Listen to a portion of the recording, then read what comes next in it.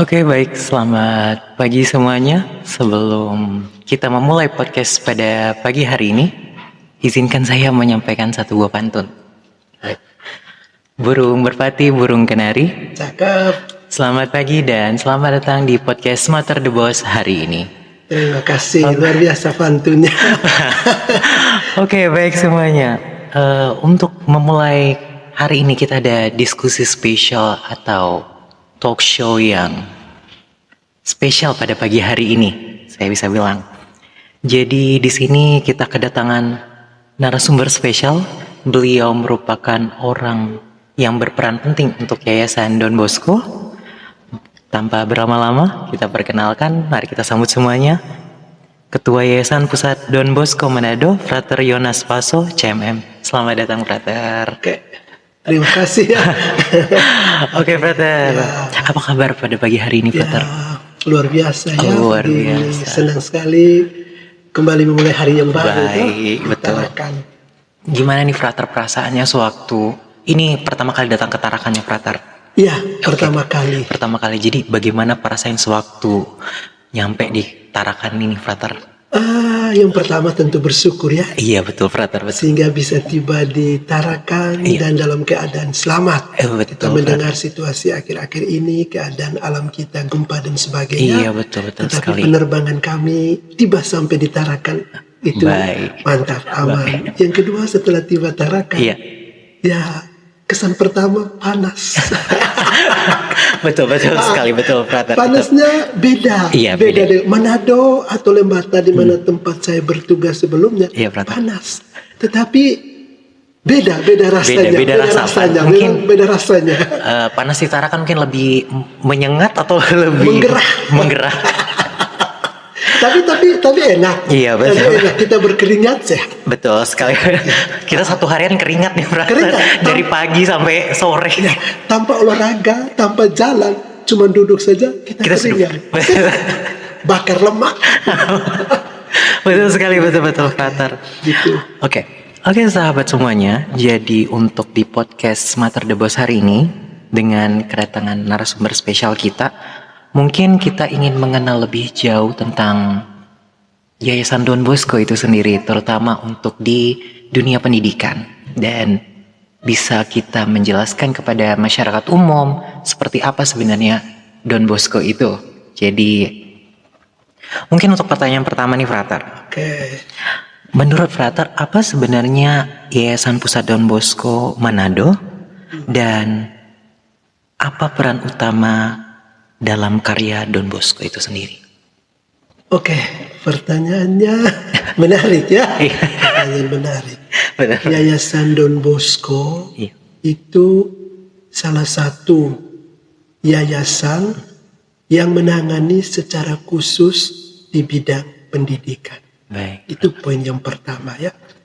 Nah, Yayasan Don Bosco yang menangani bidang pendidikan adalah salah satu karya kongregasi Frater CMM.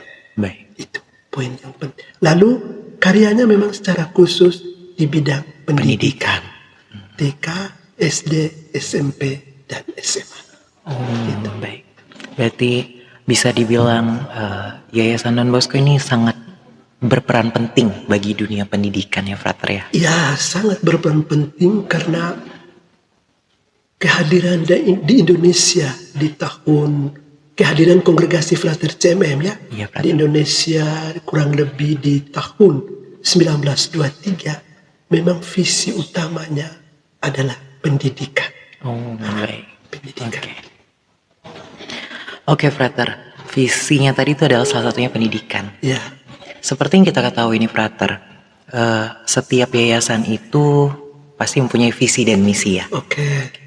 Jadi apa nih visi dan misi besar Yayasan Pusat dalam mengembangkan karya di bawah naungan Yayasan Don Bosco, Frater? Oke, terima kasih ya.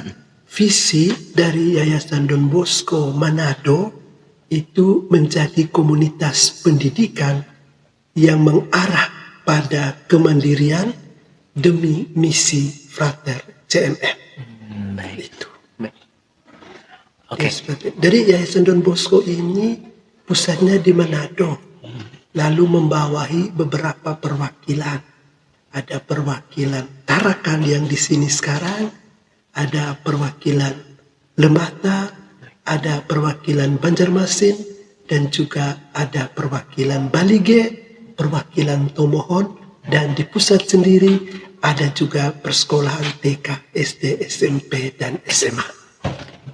Baik, mungkin bisa dibilang persebarannya sangat luas ya, Sangat Frater luas ya. Indonesia ya.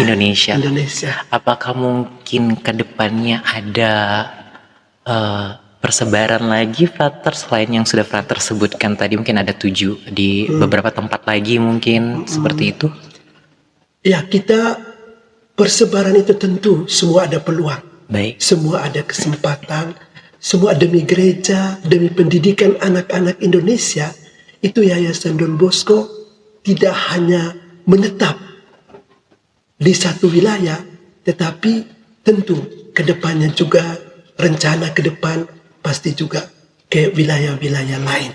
Mudah-mudahan didoakan supaya Yayasan Don Bosco bisa menyebar di seluruh Indonesia. Amin. Mari kita teman-teman kita dengarkan tadi ya. Semoga Yayasan Don Bosco bisa menyebar di seluruh wilayah Indonesia. Karena kita tahu nih bahwa Yayasan Don Bosco juga berperan penting bagi dunia pendidikan di level TK, SD, SMP maupun SMA. Jadi kita berharap yang terbaik ke depannya ya. Oke, Frater, mungkin Frater bisa menjelaskan sedikit nih. Oke. 3 pilar utama dalam Don Bosco. Fides, Sensia, dan Fraternitas. Mungkin ada beberapa teman-teman yang masih awam dengan bahasa seperti atau mungkin bisa Frater jelaskan apa sih Fides, Sensia maupun Fraternitas itu sendiri? Oke, yang pertama Fides, Sensia, et Fraternitas itu adalah rangkuman 3 kata kunci yang menjadi ciri khas persekolahan Yayasan Don Bosco yang disebut moto persekolahan Yayasan Don Bosco itu rangkuman dari semangat Frater CMM, yaitu persaudaraan berbelas kasih, dengan semangat Yohanes Don Bosco. Yohanes Don Bosco itu ada 3 pilar.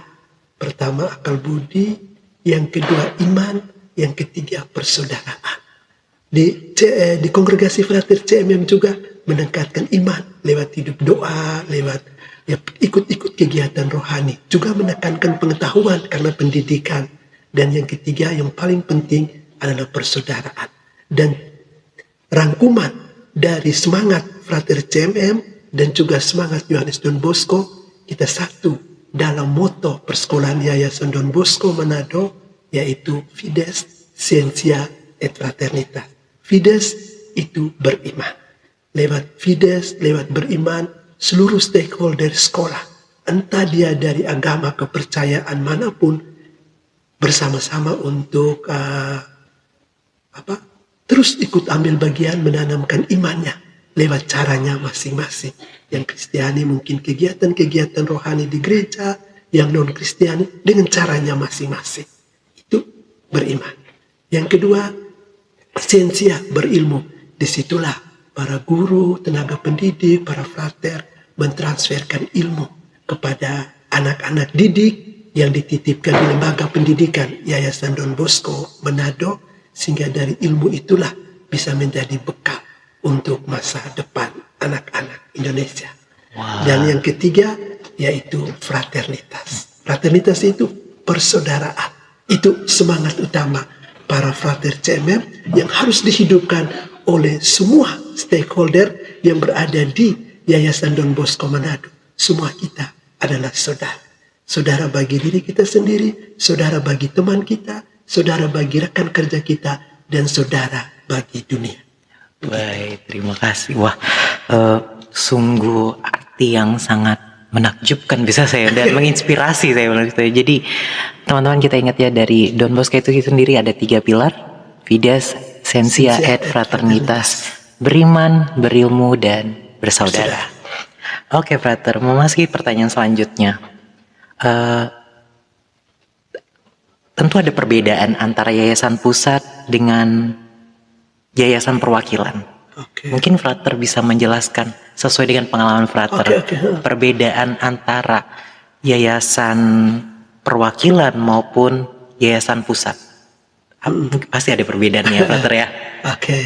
Kalau Yayasan Don Bosco Manado yang seringkali tadi disebutkan sebagai yayasan pusat, dia akan bertugas atau wewenang mengatur seluruh yayasan perwakilan dan juga sekolah-sekolah yang ada di bawah naungan Yayasan Don Bosco Manado. Jadi semua program, aktivitas dari perwakilan, dari unit-unit sekolah, itu dilaporkan semua ke Yayasan Pusat. Di sana Yayasan Pusat akan merangkum menjadi satu, lalu itu akan menjadi sebuah program atau rencana kerja Yayasan Don Bosco Manado secara keseluruhan. Lalu Yayasan Perwakilan diberikan wewenang karena mengingat Indonesia ini luas, pulau-pulau, daerahnya luas nih, jadi tidak bisa hanya di pusat, hanya satu yayasan berada di sana. Maka butuh perwakilan untuk mengelola, mengatur secara mandiri hal-hal yang berkaitan dengan pengembangan pendidikan di tempat di mana ada karya kongregasi Frater CMM. Ya begitu. Begitulah penjelasan perbedaannya antara pusat dengan perwakilan. Betul, baik Frater. Jadi menurut Frater selain di Tarakan yang Frater datangi sekarang ini ya, di daerah mana sajakah karya pendidikan Don Bosco hadir melalui sekolah-sekolah yang di bawah naungan Yayasan Pusat Don Bosco tadi? Yang paling pertama dan paling tua itulah hadir tahun 1923 itu di Tomohon. Yang dulu SPG yang sudah sangat terkenal sekali, banyak lulusan-lulusan guru yang zaman dulu se-Sulawesi Utara bahkan se-Indonesia banyak yang lulus dari SPG. Dan sekarang ada salah satunya seperti pertanyaan tadi, selain di Tarakan itu juga di Tomohon. Di Tomohon itu ada TK, SD, SMP Frater Don Bosco Tomohon, Asrama Putra dan Asrama Putri. Lalu di Manado sendiri ada TK, SD, SMP, SMA Frater Don Bosco Manado. Lalu di Banjarmasin, SMA Frater Don Bosco Banjarmasin dan Asrama Putra SMA. Lalu di Lembata ada SMA Frater Don Bosco Lewoleba. Di Tarakan, TK, SD, SMP, SMA Frater Don Bosco Tarakan dan juga Asrama Putra dan Asrama Putri. Dan yang paling bungsu yang baru diterima 2-3 tahun yang lalu yaitu di Yayasan Don Bosco Manado perwakilan Bali G. Di Sumatera Utara itu ada SMP Budi Dharma dan SMA Bintang Timur 1 Bali G dan juga Asrama Putra SMP dan SMA. Itulah karya Yayasan Don Bosco Manado di bidang pendidikan. Dan menyebar hampir di semua tanah air. Mudah-mudahan ke depan kita sampai Papua. Betul sekali, betul. Indonesia Timur ya. Iya, benar sekali. Seluruh wilayah Indonesia kalau bisa ya Frater ya. Sabang sampai Merauke. Betul sekali Frater. Oke Frater, kita tahu bahwa Yayasan Don Bosco ini berfokus pada bidang pendidikan. Ya. Lalu mengapa pendidikan dan pendampingan kaum muda menjadi bagian penting dalam karya Frater CMM lewat karya di bawah naungan Yayasan Don Bosco? Ini pertanyaan ini harus kita kembali melihat ke sejarah. Sejarah hadirnya, berdirinya kongregasi Frater CMM. Kongregasi Frater CMM didirikan pada tanggal 25 Agustus 1844 di Belanda, tepatnya di kota Tilburg. Mengapa pendiri kongregasi Frater CMM yaitu Monsinyur Johannes Wesen mendirikan kongregasi Frater CMM? Itu karena situasi sosial politik yang terjadi pada zaman itu khususnya di kota Tilburg. Apa yang menonjol di situ yaitu perhatian terhadap anak-anak muda, anak-anak kecil, pendidikan, baik pendidikan formal maupun pendidikan iman, pendidikan karakter, itu tidak diperhatikan sama sekali baik oleh pemerintah, oleh pihak swasta, maupun oleh gereja. Dasar dari itulah pemimpin mendirikan kongregasi Frater CMM yang secara khusus untuk memberikan perhatian bagi kaum muda. Jadi karena dari situlah, maka salah satu cara, salah satu sarana untuk membentuk generasi muda baik dalam beriman, berilmu, dan bersaudara, maka satu-satunya langkah terbaik melalui dunia pendidikan. Itulah dasarnya seperti itu. Oh, dasarnya seperti itu. Dasarnya Wah, seperti itu. amat sangat berinspirasi sekali Ya, penjelasannya. dia begitu dasarnya. Baik. Oke, brother. Selanjutnya, seperti kita tahu di tengah perkembangan teknologi media ini, terutama media sosial dan AI, oke, apa tantangan terbesar bagi karya pendidikan Yayasan Don Bosco saat ini? Oke, tentu kalau berbicara soal media dan juga AI, kita dari Yayasan Bosco tidak bisa menutup mata. Baik. Bahwa itu mau tidak mau, suka tidak suka, harus menerima. Betul. Zaman terus berubah, kita harus terus mengupdate.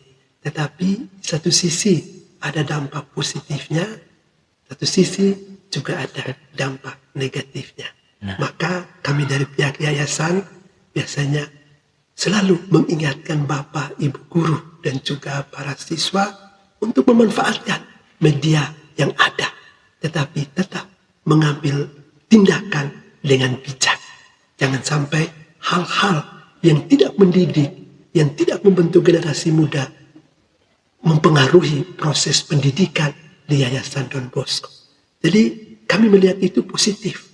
Bapak Ibu guru, para siswa harus terus mengikuti tren-tren sesuai zaman. Terutama dalam penggunaan media pembelajaran AI. Itu sangat bermanfaat sekali. Betul. Tetapi kita harus bukan hanya sekedar ambil lalu kita langsung ikuti copy paste. Bukan. Tetapi setelah kita ambil dari AI, sumber-sumber yang dari media, kita olah lagi. Kita buat olah lagi sesuai dengan konteks di lembaga pendidikan di mana kita berada. Kalau ditarakan, maka apa yang kita ambil dari AI, dari pembelajaran melalui media pembelajaran, kita ambil makna positifnya, lalu kita olah lagi, kita kemas lagi, menyesuaikan dengan situasi kita ditarakan. Oke, baik, brother. Oke, kita membahas mengenai karya bagi generasi muda ya, Kak. Oke. Karena berfokus untuk generasi muda saat ini. Generasi muda seperti apa yang ingin dibentuk melalui karya pendidikan di Yayasan Don Bosco ini, Frater? Oh iya.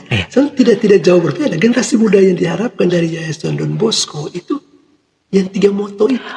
Beriman, berilmu, bersaudara. Yang paling pertama itu beriman. Bahwa mau mengatakan apa? Segala sesuatu yang kita terima, segala sesuatu yang kita peroleh, segala proses yang akan kita lalui, jangan pernah melupakan Tuhan. Di balik kesuksesan kita, itu karena karya Tuhan. Maka lewat beriman, anak-anak kita, Bapak Ibu guru diajak untuk senantiasa bersyukur bahwa segala sesuatu yang kita terima itu berasal dari Tuhan. Betul. Itu poin yang pertama. Berilmu, anak-anak tidak cukup hanya dibekali dengan iman, tetapi harus memiliki pengetahuan. Betul. Kalau kita mau masuk di dunia kerja, mereka akan masuk dunia kerja. Di dunia kerja akan bertanya, skill apa? Keterampilan, pengetahuan apa yang kamu dapat, yang kamu miliki untuk bisa kami terima di tempat tunjukkan. Maka kita harus tanamkan ilmu. Lalu jangan lupa bersaudara. Kalau bersaudara, kita mengambil lagi dari misi kongregasi Frater CMM, mengabdi dan membawa terang dengan semua, menjadi terang bagi sesama, mengucapkan kata yang menyelamatkan, artinya jangan saling membuli, jangan saling menjatuhkan, tapi selalu saling mendukung. Lalu mengulurkan tangan untuk menolong. Itu yang diharapkan dari generasi muda yang dididik di karya kongregasi Frater CMM. Mengabdi dan membawa terang, mengucapkan kata yang menyelamat, dan mengulurkan tangan untuk menolong. Itu yang diharapkan oleh generasi muda kita ke depan. Wah, baik sekali. Jadi sebenarnya kita pahami bahwa selain mengikuti perkembangan zaman, ada yang seperti yang kita jelaskan, seperti yang dijelaskan Frater sebelumnya, di mana guru pun kita tidak bisa menutup mata bahwa guru pun juga mengikuti perkembangan zaman saat menyiapkan bahan ajarnya seperti itu. Dan walaupun kita mengikuti perkembangan zaman, tetap ditekankan 3 nilai itu tadi, yaitu Fides, Essentia, et Fraternitas. Baik, Frater. Oke, selanjutnya, bagaimana Yayasan Don Bosco ini menjaga identitasnya dan semangat Don Bosco-nya, Frater, agar tetap relevan bagi generasi muda zaman sekarang. Seperti kita tahu kan, Frater, bahwa setiap zaman itu pasti berubah, maju perkembangan zaman pasti berubah. Bagaimana sih Don Bosco ini tetap menjaga nilai-nilainya tadi, Frater? Yang paling penting dan paling utama, menginternalisasikan nilai-nilai kedon Boscoan atau semangat atau moto persekolahan Yayasan Don Bosco di seluruh lingkup unit persekolahan. Dengan apa? Yel-yel moto tadi. Sering kalau mau mulai kegiatan atau apa, harus selalu diserukan supaya jangan hilang. Betul. Jangan tenggelam dengan berkembangnya zaman. Misalnya selalu kita teriak, Don Bosco, Fides, Scientia, et Fraternitas. Don Bosco, beriman, berilmu, dan bersaudara. Itu salah satunya. Yang kedua, ya terus mensosialisasikan visi misi, semangat kongregasi, semangat Don Bosco terus disosialisasikan ke seluruh stakeholder ya sekolah yang berada di bawah naungan Yayasan Don Bosco Manado. Sehingga nilai-nilai ke Don Boscoan, nilai-nilai kongregasi Frater CMF tidak pudar seiring perkembangan zaman. Wah, baik sekali. Jadi walaupun mengikuti perkembangan zaman, tetaplah ingat tiga moto tadi. Oke? Baik, Frater. Apa nih harapan Frater sebagai Ketua Yayasan Pusat terhadap masa depan karya-karya Don Bosco, termasuk peran murid dan alumni? Oke, untuk masa depan karya Don Bosco ya, maka harapan saya kita terus bergandengan tangan, bekerja sama, bergandengan tangan, sehingga apa yang menjadi visi Yayasan Don Bosco tadi bisa terwujud. Dan itu siapa yang mau bergandeng tangan? Tidak hanya yayasan, kami tidak bisa berjalan tanpa perwakilan.